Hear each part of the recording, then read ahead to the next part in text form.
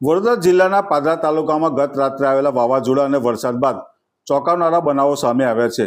માત્ર 12 કલાકના ગાળામાં નગર અને ગ્રામ્ય વિસ્તારમાંથી બે મહાકાય મગર રહેણાંક વિસ્તારોમાં ઘૂસી આવતા લોકોમાં ભારે ભય અને દહેશતનો માહોલ ફેલાયો હતો।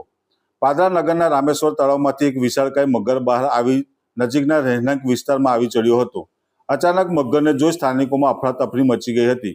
ઘટના અંગે જાણ થતાં જ પ્રાણી જીવ રક્ષક સંસ્થા અને વન વિભાગની ટીમ તાત્કાલિક સ્થળ પર પહોંચી ભારે જહેમત બાદ મગરને કાબૂમાં લઈ સુરક્ષિત રીતે રેસ્ક્યુ કર્યું હતું। બીજી તરફ પાદરા તાલુકાના સાધી ગામમાં પણ સમાન ઘટના સામે આવી હતી। અહીં પણ એક મહાકાય મગર રહેણાંક વિસ્તારમાં દેખાતા ગ્રામજનોમાં દહેશત ફેલાઈ હતી। સ્થાનિકોની સતર્કતાથી તંત્રને જાણ કરવામાં આવી હતી, જેના આધારે ટીમ તાત્કાલિક પહોંચી મગરને સલામત રીતે પકડી લીધો હતો। એક જ દિવસમાં બે મગરના બનાવોને કારણે સમગ્ર પાદરા પંથકમાં ચિંતા અને ભયનો માહોલ જોવા મળી રહ્યો છે।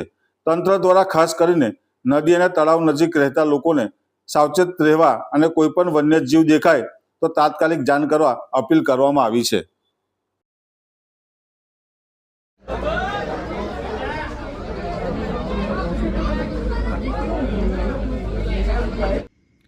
મારું નામ આર્ય રોકી છે।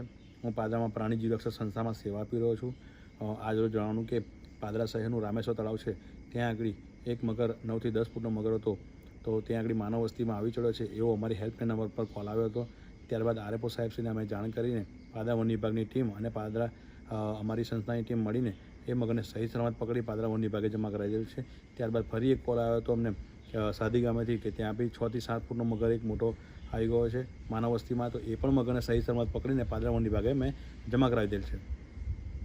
29 વર્ષથી ગ્રાહકોનો અતૂટ વિશ્વાસ એટલે લકી હોમ અપ્લાયન્સ લઈને આવી છે બીજો લકી ડ્રો ઇનામ, તો આજે જ મુલાકાત લો।